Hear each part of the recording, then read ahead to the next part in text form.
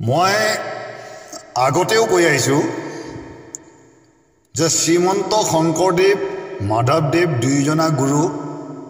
কাৰো পিতৃ সম্পত্তি নহয়, কোনোৱে তাক নিজস্ব হিচাপে প্ৰয়োগ কৰিব নোৱাৰিব। আৰু লগতে শংকৰ মাধৱৰ যি আদৰ্শ আৰু উপদেশ, সেই আদৰ্শ উপদেশবোৰক বিকৃত কৰি নিজস্ব মত প্ৰকাশ কৰি যদি নিজে নিজে ধৰ্ম ৰচনা কৰে, তাকো মানি লোৱা নহ'ব। কিন্তু এতিয়া ইয়াত প্ৰশ্ন বহুতে কৰিব পাৰে যে শংকৰ আৰু মাধৱৰ আদৰ্শ উপদেশ আমি পালন কৰা নাই। কিন্তু আজি মই কীৰ্তন ঘোষা আৰু গুৰু চৰিত্ৰৰ মধ্যৰ পৰা মই কিছু তথ্য আপোনালোকে আগবঢ়াই এইটো জনাব বিচাৰিছোঁ যে শ্ৰীমন্ত শংকৰদেৱ আৰু মাধৱদেৱৰ আদৰ্শ উপদেশক বিকৃত কোনে কৰিছে, বিকৃত কৰি আমাৰ সমাজত বিশৃংখলতাৰ সৃষ্টি কোনে কৰিছে, আৰু ককাই ভাই বাই ভনী পিতা পুত্ৰ এইসকলৰ মাজত থকা যিটো সম্প্ৰীতি ভাৱ, সেই সম্প্ৰীতি ভাৱ শ্ৰদ্ধাৰ ভাৱ এইবোৰ বিনাশ কোনে কৰিছে, এই বিষয়ে মই আপোনালোকক জনাবলৈ বিচাৰিছোঁ। সৰ্বপ্ৰথমতে আপোনালোকে আৰু এটা কথা সুন্দৰকৈ জানি লওক। একাংশ লোকে শ্ৰী হৰিৰ উপদেশকো বিকৃত কৰিছে, কৃষ্ণৰ উপদেশকো বিকৃত কৰিছে, আৰু শংকৰ মাধৱৰ উপদেশকো বিকৃতি কৰিছে। লগতে সনাতন ধৰ্মৰ যি পৰম্পৰা, সনাতন ধৰ্মৰ যি সংস্কাৰ, সেইবোৰকো বিকৃত কৰিছে। স্পষ্ট সেইটো প্ৰকাশ শাস্ত্ৰই কৰি আছে, আৰু আপোনালোকে শাস্ত্ৰসমূহ ভালকৈ মন্থন কৰিবলৈ চেষ্টা কৰিব। এতিয়া মই কীৰ্তন ঘোষাৰ পৰা আপোনালোকক ক'বলৈ বিচাৰিম যে প্ৰকৃততে যে আমি মূৰ্তি পূজাৰ প্ৰসাদ যে নেখাওঁ, এইটো সত্য নে অসত্য, বা মূৰ্তি পূজাৰ প্ৰসাদ যে আমি ত্যাগ যে কৰিছোঁ, বা সেই প্ৰসাদ গ্ৰহণ কৰিলে যে আমাৰ ধৰ্ম নষ্ট হ'ব, এই কথাষাৰ ক'ৰ পৰা প্ৰচাৰিত হ'ল, আৰু এই কথাষাৰ প্ৰকৃততে হৰি ভগৱন্তই আপোনালোকক উপদেশ দিছে নেকি, বা হৰি ভগৱন্তই মূৰ্তি পূজাৰ প্ৰসাদ খোৱাসকলক পাপী বুলি বা অপৰাধী বুলি এনেদৰে কিবা প্ৰকাশ কৰিছে নেকি? এই কথাখিনিকে মই আপোনালোকক প্ৰকাশ কৰিবলৈ গৈ আছোঁ, যি তত্ত্ব শ্ৰীমন্ত শংকৰ গুৰুৱে কীৰ্তন ঘোষাত প্ৰকাশ কৰি গৈছে। এতিয়া মই কীৰ্তন ঘোষাৰ ৰেখা বৰ্ণনত প্ৰকাশ কৰা সেই মহত্বপূৰ্ণ আখ্যানটোৰ বিষয়ে মই আজি আপোনালোকক গাই শুনাবলৈ গৈ আছোঁ। এই ভাগ হ'ল কি? কীৰ্তন ঘোষা। যি কীৰ্তন ঘোষা শ্ৰীমন্ত শংকৰ গুৰুজনাই লিখি গৈছিল আৰু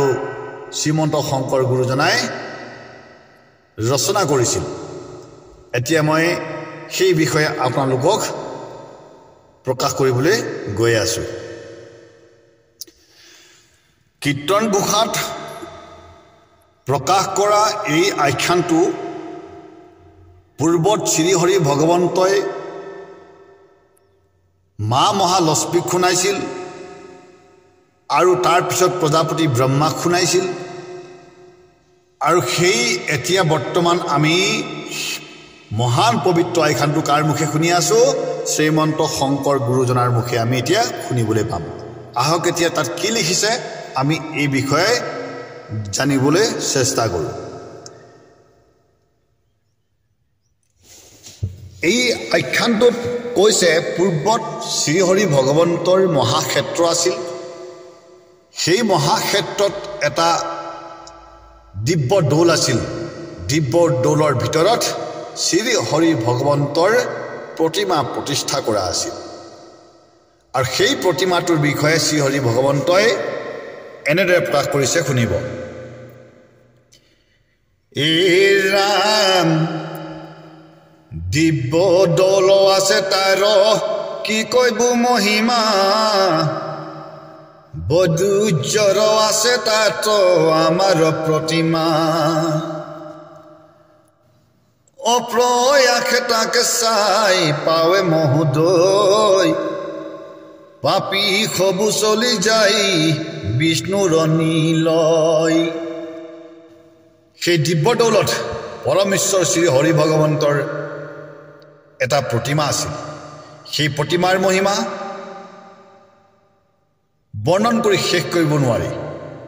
সেই প্ৰতিমাক দৰ্শন কৰি পাপী অপাপী সকলো কলৈ গৈছিল বৈকুণ্ঠপুৰীলৈ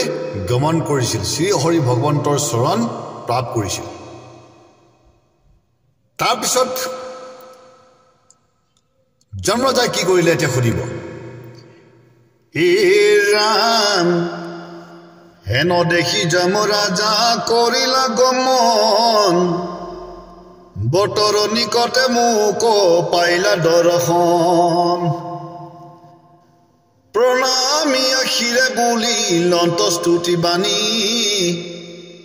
নমো নমো জগন্নাথ দেৱ চক্ৰপাণি যে যমৰাজাৰ চিন্তা হ'ল যদি সকলো পাপী অপাপী যদি আপোনাৰ সেই প্ৰতিমা দৰ্শন কৰি শ্ৰীহৰি ভগৱন্তৰ চৰণ প্ৰাপ্ত কৰে তেতিয়াহ'লে যমৰ কি কাম থাকিব সেইবাবে সেই আপোনাৰ দৌলৰ ওচৰত গৈ যমৰাজাই শ্ৰী হৰি ভগৱন্তৰ শ্ৰী চৰণত নানা স্তুতি প্ৰাৰ্থনা কৰিবলৈ আৰম্ভ কৰিলে হে ৰাম নমো নমো জ্যোতি ফল দেৱ সনাতন সৰ্বব্যাপী প্ৰকৃতিৰ পৰ নিৰঞ্জন বহু বিধি স্তুতি কৰি কৰন্ত প্ৰণাম মই বোলো যমক সাধু কোন কাম হৰিক স্তুতি কৰি কৈছে কোনে যমৰাজাই যে হে প্ৰভু ভগৱন্ত শ্ৰী হৰি মই যম যদি মই যম হওঁ তে মই কি কৰ্ম সাধনা কৰিম কি কৰ্ম সাধন কৰিম মই কাৰণ মই যি কৰ্ম সাধন কৰিবলৈ এই পৃথিৱীলৈ আহিলোঁ সেই কৰ্মটো সমাপন হৈ গৈছে কাৰণ পাপী অপাপী সকলো আপোনাৰ প্ৰতিমা দৰ্শন কৰি আপোনাৰ বৈকুণ্ঠ স্থান প্ৰাপ্ত কৰিছে যদি সকলোৱে বৈকুণ্ঠ স্থান প্ৰাপ্ত কৰে তেতিয়াহ'লে মোৰ জমালয়ত কোন থাকিব এই বুলি হৰি ভগৱন্তৰ শ্ৰীচৰণত যমৰাজাই স্তুতি প্ৰাৰ্থনা কৰিছে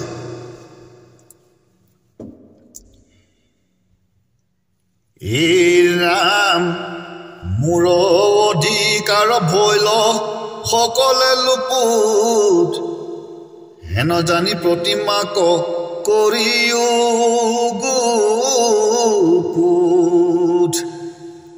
পাছে ময়ো যমৰায়ৰ বচনত থাকি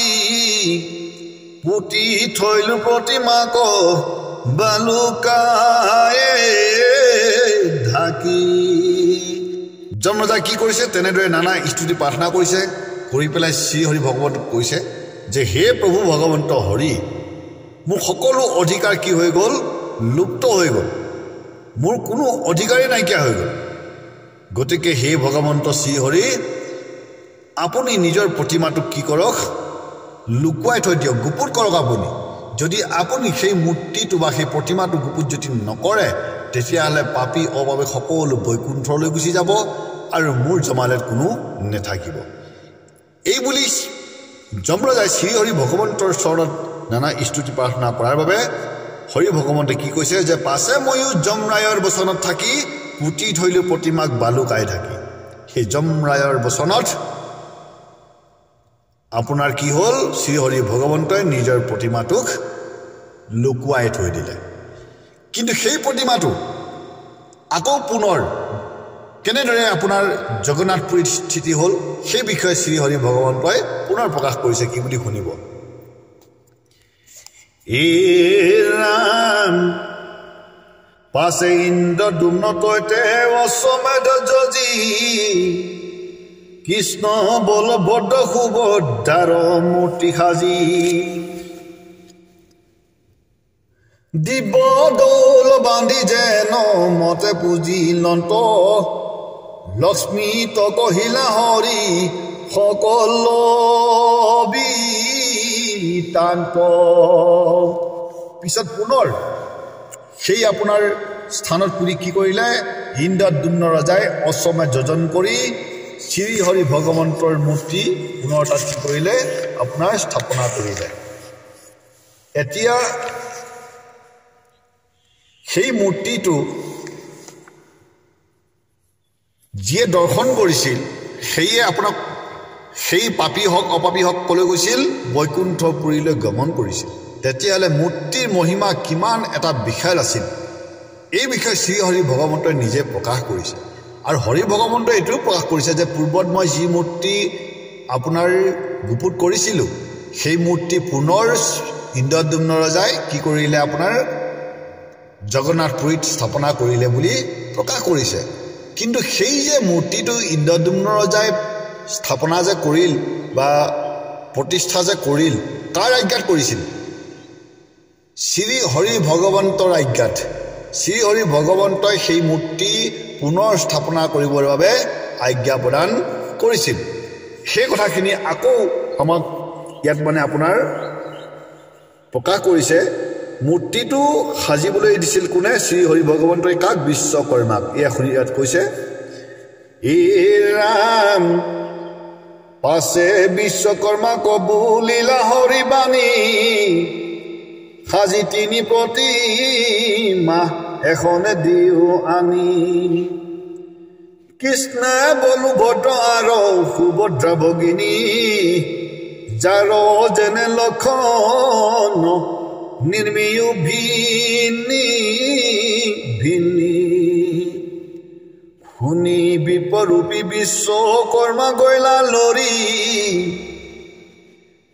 তিনি ৰূপ প্ৰতিমাতে তীক্ষণে দিলা গহি তেন্তে এতিয়া আপোনালোকে আমাৰ ভকত বৈষ্ণৱসকলে বুজি পাইছে যে বিশ্বকৰ্মাক পুনৰ শ্ৰীহৰি ভগৱন্তই আদেশ দিলে যে সেই বিশ্বকৰ্মা তুমি এটা কাম কৰা কৃষ্ণ বলুভদ্ৰ আৰু সুভদ্ৰাৰ তিনিটা মূৰ্তি তুমি কি কৰা সজাই দিয়া আৰু তাকেই মানে আপোনাৰ কি কৰিব ইন্দ্ৰদ্যুম্ন ৰজা পুজি তাকে মানে আপোনাৰ দৰ্শন কৰি তেওঁ কি পাব মোৰ চৰণ প্ৰাপ্ত কৰিব এতিয়া প্ৰশ্ন হৈছে শ্ৰীহৰি ভগৱন্তই যদি নিজৰ ভক্তক মূৰ্তি সাজি পুজিবলৈ আজ্ঞা দিছিল বা আজ্ঞা দিলে তেন্তে মূৰ্তি পূজক কেনেকৈ পাপী হ'ল শ্ৰীহৰি ভগৱন্তই নিজে আদৰ্শ আগবঢ়াই আজি মূৰ্তি পূজা কৰিবলৈ আমাক আদেশ দিছে তেন্তে সেই মূৰ্তি পূজাৰ প্ৰসাদ কেনেকৈ অপবিত্ৰ হ'ল তেতিয়াহ'লে একাংশই এই শ্ৰীহৰি ভগৱন্তৰ আদৰ্শ উপদেশক জানো বিকৃত কৰা নাই বিকৃত তেওঁলোকে কৰিছে বিকৃত কৰি তেওঁলোকে কি কৰিছে শ্ৰীহৰি ভগৱন্তৰ বিৰুদ্ধাচৰণ কৰি ধৰ্ম প্ৰচাৰ কৰিছে কিন্তু শ্ৰীমন্ত শংকৰ গুৰুৱে মূৰ্তি পূজা বিৰোধ কৰা নাই কাৰণ শ্ৰীমন্ত শংকৰ গুৰুজনাই যদি মূৰ্তি পূজা বিৰোধ কৰিলে হ'লে তেতিয়াহ'লে উৰেখা বৰ্ণনত এই মূৰ্তি পূজাৰ আখ্যান আনি আপোনালোকক নুশুনালে হ'লে তেন্তে আপোনালোকে নিশ্চয় জানিব লাগিব শ্ৰীমন্ত শংকৰদেৱৰ আদৰ্শ উপদেশকো তেওঁলোকে বিকৃত কৰিছে এইটো চিৰন্তন সত্য আৰু সেইসকলে এতিয়া আমাক অপবিত্ৰ বুলি প্ৰচাৰ কৰি নিজৰ যিখন দোকান সেই দোকানখন আপোনাৰ কি কৰিছে বৃহত্তৰ কৰিবলৈ চেষ্টা কৰিছে এতিয়া আমি স্পষ্ট বুজিব পাৰিম যে শ্ৰীহৰি ভগৱন্তৰ উপদেশ সত্য উপদেশ তেওঁ কেতিয়াও মূৰ্তিৰ বিৰুদ্ধাচৰণ কৰা নাই আৰু শ্ৰীহৰি ভগৱন্তই নিজেই মূৰ্তি পূজা কৰিবলৈ আদেশ দিছে আৰু লগতে কীৰ্তন ঘোষাখন যদিহে অশুদ্ধ হয় তেতিয়াহ'লে তেওঁলোকে প্ৰকাশ কৰিব পাৰে যে এইটোও ক'ব পাৰিব তেওঁলোকে যে শ্ৰীমন্ত শংকৰ গুৰুজনাই কীৰ্তন ঘোষাখন লিখা নাই গতিকে তেওঁলোকে সেইটো যদি প্ৰকাশ কৰিব পাৰে সেইটো তেওঁলোকে যদি আমাক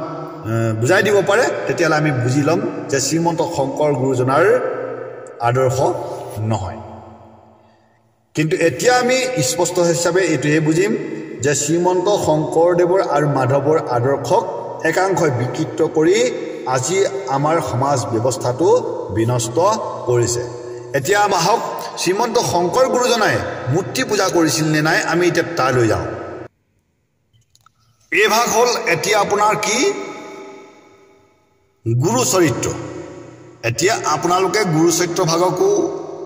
অপবিত্ৰ বুলিবলৈ চেষ্টা নকৰিব অশুদ্ধ বুলিবলৈ চেষ্টা নকৰিব কিয়নো মই সেইভাৱেই কীৰ্তন ঘোষাৰ ভাগ প্ৰথম মই আপোনালোকক দেখুৱাই লৈছোঁ কাৰণ কীৰ্তন ঘোষাত যেতিয়া শ্ৰীহৰি ভগৱন্তৰ গোটেই মূৰ্তি পূজাৰ আখ্যান আনি আমাক দিছে তেতিয়ালৈ শ্ৰীমন্ত শংকৰ গুৰুৱে যে মূৰ্তি পূজা নাই কৰা বা মূৰ্তি পূজা যে তেওঁ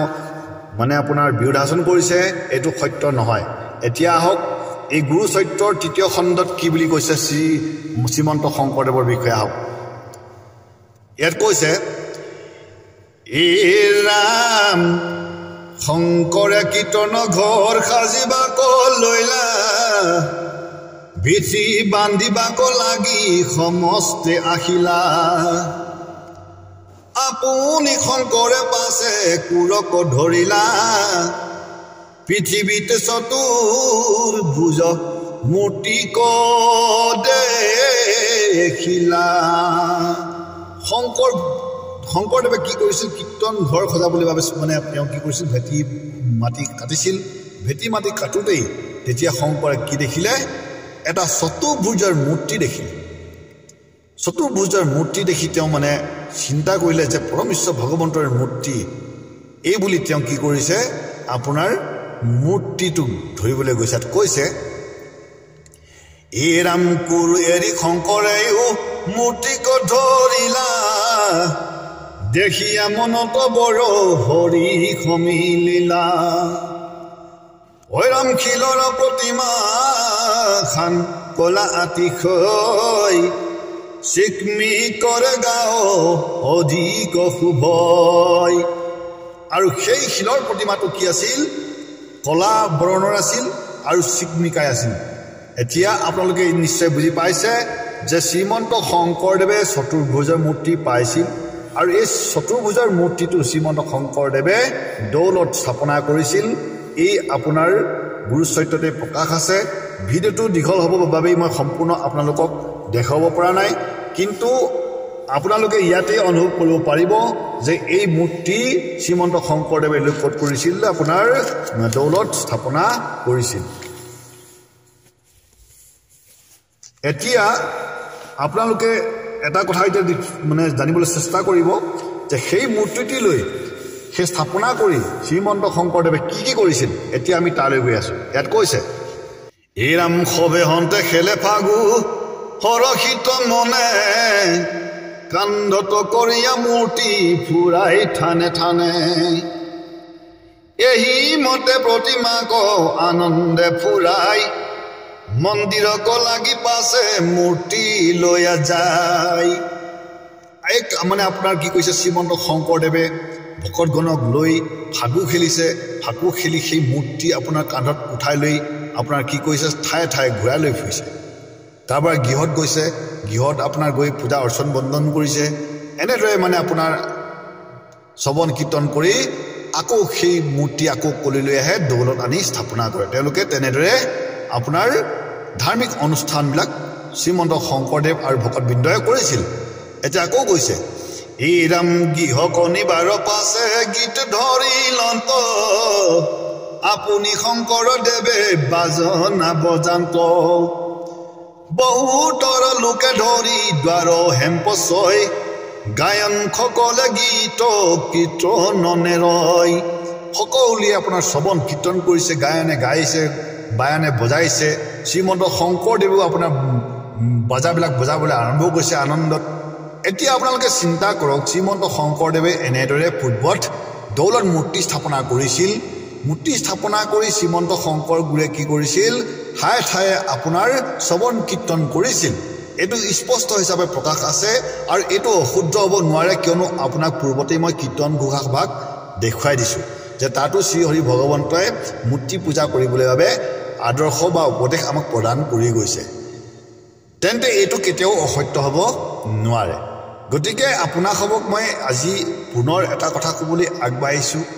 আমাৰ এই মূৰ্তি পূজা বিৰোধাচন কৰাসকল কেনেদৰে ধৰ্ম পালন কৰিছে সেইটো নিশ্চয় আপোনালোকে বুজি পাইছে কিন্তু আমি এতিয়া ইতিমধ্যে এই কথাখিনি জানিব লাগিব শ্ৰীমন্ত শংকৰ গুৰুজনাই দৌলত মূৰ্তি স্থাপনাহে কৰিছিল তাত বাংময় মূৰ্তি স্থাপনা কৰা নাছিল কিন্তু এতিয়া আমাৰ আকৌ কি হ'ল বাংময় মূৰ্তি স্থাপনা কৰি পেলাই সেই চতুৰ্ভুজ মূৰ্তিক এতিয়া আমি নিন্দা কৰিবলৈ আৰম্ভ কৰিছোঁ বা আমাক নিন্দা কৰিবলৈ শিকাইছে গতিকে আপোনালোকে এটা চিন্তা কৰিব তেতিয়াহ'লে শ্ৰীমন্ত শংকৰ গুৰুজনাৰ আদৰ্শক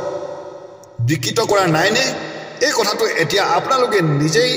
অনুভৱ কৰক আৰু নিজেই আপোনালোকে ইয়াৰ উত্তৰটো উলিয়াওক গতিকে মই ইয়াতকৈ আৰু বেছিকৈ ক'বলৈ নিবিচাৰোঁ বাৰু যা হওক এতিয়া আপোনালোকক মই এই মূৰ্তিৰ মহিমা কথাখিনি প্ৰকাশ কৰিছোঁ আৰু ইতিমধ্যে আপোনালোকক পুনৰ মই ক'বলৈ বিচাৰিছোঁ ভগৱন্ত শ্ৰীৰামেও মাটিৰ লিংগ মানে পূজা অৰ্চন বন্দন কৰিছিল আৰু শ্ৰীকৃষ্ণ ভগৱন্তেও মানে শিৱলিংগ স্থাপনা কৰি পূজা অৰ্চন বন্দন কৰিছিল মা দুৰ্গাৰ পূজা কৰিছিল আপোনাৰ শ্ৰীকৃষ্ণ ভগৱন্তই অৰ্জুনেও কৰিছিল এইবিলাক শাস্ত্ৰৰ প্ৰমাণ আছে কিন্তু এই মহান আমাৰ যি সনাতন হিন্দু ধৰ্ম সংস্কাৰক একাংশ বিকৃত কৰিলৈ কি কৰিছে এতিয়া আমাৰ মাজত বিভ্ৰান্তি সৃষ্টি কৰিছে তাকেই একাংশ শুদ্ধ মানি অহংকাৰ অভিমান কৰি আনক মানে আপোনাৰ নিন্দাবাদ কৰিবলৈ এৰা নাই আৰু তেওঁলোকক যদি শুদ্ধভাৱে কিছু কথা প্ৰকাশ কৰা যায় তেতিয়াহ'লে কি ক'ব যে আমি যোগ ধৰ্ম পালন কৰি আছোঁ আপুনি পালন কৰক যোগ ধৰ্ম পালন কৰাত আপোনালোকক কোনো বাধা দিয়া নাই কাৰণ আমাৰ ভাৰতবৰ্ষত কোনোবাই নিজৰ চোলাটো ছিঙি ভাঙিও পিন্ধিবলৈ পাৰে নিজৰ আপোনাৰ জাঙিয়া নিজৰ তলত থকা পেণ্টটোকো ছিঙি ভাঙি আপোনাৰ খুলি পেলাই ঘূৰিব পাৰে নঙঠা হৈ ঘূৰিব পাৰে কাকো বাধা নাই কিন্তু আমি এইখিনি কথাই প্ৰকাশ কৰিব বিচাৰিছোঁ যে আপোনালোকে দাবী নকৰিব দাবী কৰিবলৈ গ'লে তেতিয়াহ'লে প্ৰমাণ দিব পাৰিব লাগিব যদিহে প্ৰমাণ দিব নোৱাৰে তেতিয়াহ'লে চুপচাপ বহি থকাটো ভাল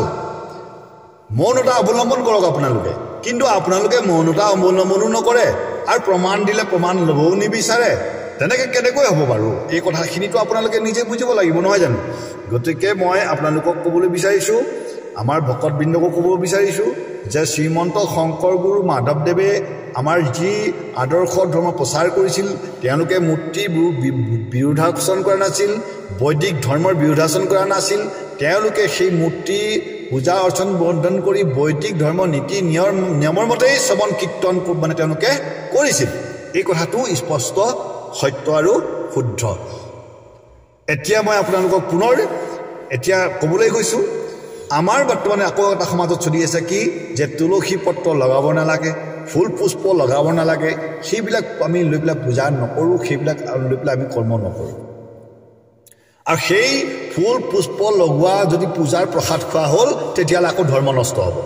এতিয়া আমি গীতাৰ আখৰলৈ যাওঁ গীতাতনো আমাক কি কৈছে এই ভাগ হ'ল শ্ৰীমদ ভাগৱত গীতা শ্ৰীমদ ভাগৱত গীতাৰ আপোনাৰ ৯ম অধ্যায়ত শ্ৰীমদ ভাগৱত গীতাৰ ৯ম অধ্যায়ত সেই ফুল পুষ্পৰ বিষয়ে আমাক কি কৈছে এতিয়া আমি এই বিষয়ে জানিব বিচাৰিম কাৰণ আমাৰ সমাজত এই বেমাৰটোৱেও বহুতখিনি আমাক মানে আপোনাৰ অনিষ্ট সাধন কৰিছে এই শ্ৰীমদ ভাগৱত গীতা ভাগ আপোনাৰ মূল সংস্কৃত শ্লোকৰ ভাৱানুবাদৰ পৰা লোৱা হৈছে গতিকে ২৬ নম্বৰ শ্লোকত আছে ৯ম অধ্যায়ৰ এতিয়া আপোনালোকে শুনিব কি কৈছে ইয়াত হে ৰাম তুলসীৰ পত্ৰ কিম্বা বনৰীয়া ফুল গছৰ ফল কিম্বা নদীৰ শুদ্ধ জল ত্যাগ কৰি যিটো জনে মোৰ নাম স্মৰে লবি তুষ্ট হওঁ মই পৰম আনন্দে শ্ৰীকৃষ্ণই কৈছে যে যিজন ভক্তই তুলসী পাত বা বনগছ বা ফুল পাত গছৰ ফল নদী শুদ্ধ জল আদি আগ কৰি বা চৰণত প্ৰদান কৰি যিজনে মোক স্মৰণ কৰে মই তেওঁতে সন্তুষ্ট হওঁ বুলি শ্ৰীকৃষ্ণ ভগৱন্তই প্ৰকাশ কৰিছে কিন্তু আজি আকৌ আমি সেই কৃষ্ণৰ ভক্ত হৈ আমি কি কৰোঁ যে তুলসী পুষ্প অৰ্পণ কৰি যিজন ভকতে তেওঁক পুজিব তাৰ প্ৰসাদখিনি আমি গ্ৰহণ নকৰোঁ তাৰ প্ৰসাদখিনি আমাৰ বাবে কি হ'ব এতিয়া গ্ৰহণযোগ্য নহ'ব কাৰণ সেই প্ৰসাদ গ্ৰহণ কৰিলে আমাৰ ধৰ্ম বিনষ্ট হ'ব এতিয়া আকৌ আমাৰ মানে একাংশ ভকতে তেনেদৰে মানে আপোনাৰ প্ৰচাৰ কৰে শুনিব দেই গতিকে বৰ এটা মানে আমি চিন্তাজনক হৈছোঁ যে আমাৰ মাজত এনে বিভেদগামী কোনে আনিছে আৰু ক'ৰ পৰা আমি এই মন্ত্ৰ পালোঁ এইখিনি কথাখিনি এতিয়া বহুত মানে এটা চিন্তাজনক হৈ গ'ল ইয়াত কৈছে হে ৰাম কৰণীয় কৰ্ম আৰু ভোজন সামগ্ৰী যজ্ঞৰ অগ্নিত দিয়া যিহকে আহুতি দান পূজা অৰ্চনা তপস্যা আদি যত সমৰ্পণ কৰিবা সখী মোকে সমস্ত এতিয়া শুনিলে কৰণীয় কৰ্ম কোনবিলাক যজ্ঞত আহুতি দিয়া দান পূজা অৰ্চন তপ জপ এইবোৰ হ'ল আপোনাৰ কৰণীয় কৰ্ম গতিকে আমাক কৈছে যে কৰণীয় কৰ্ম আৰু ভোজন সামগ্ৰী যজ্ঞৰ অগ্নিত যিবোৰ আমি আহুতি প্ৰদান কৰোঁ দান পূজা অৰ্চন তপস্যা আদি সমস্ত যিবোৰ কৰোঁ এই সকলোখিনি কি কৰিবা হে অৰ্জুন মোৰ চৰণত সমৰ্পণ কৰিবা সেয়ে হ'ব ভক্তি কিন্তু এতিয়া আমাক কি কৈছে যে তপ জপ যজ্ঞ পূজা এইবিলাক কৰা সকলৰ প্ৰসাদ আমি গ্ৰহণ কৰিব নোৱাৰোঁ গ্ৰহণযোগ্য নহয় গতিকে আপোনালোকে এটা চিন্তা কৰক কি মন্ত্ৰ পাইছে আৰু এই মন্ত্ৰ কোনে দিলে আৰু এই মন্ত্ৰৰ দ্বাৰা এতিয়া আপোনালোকে মুক্তি পাবনে নাপাব এই কথাটোহে আপোনালোকে চিন্তা কৰক গতিকে মই এই ভাগ মানে আপোনাৰ মূল সংস্কৃত শ্লোকৰ গীতাৰ পৰা মই ভাৱানুবাদ আপোনালোকলৈ আগবঢ়ালোঁ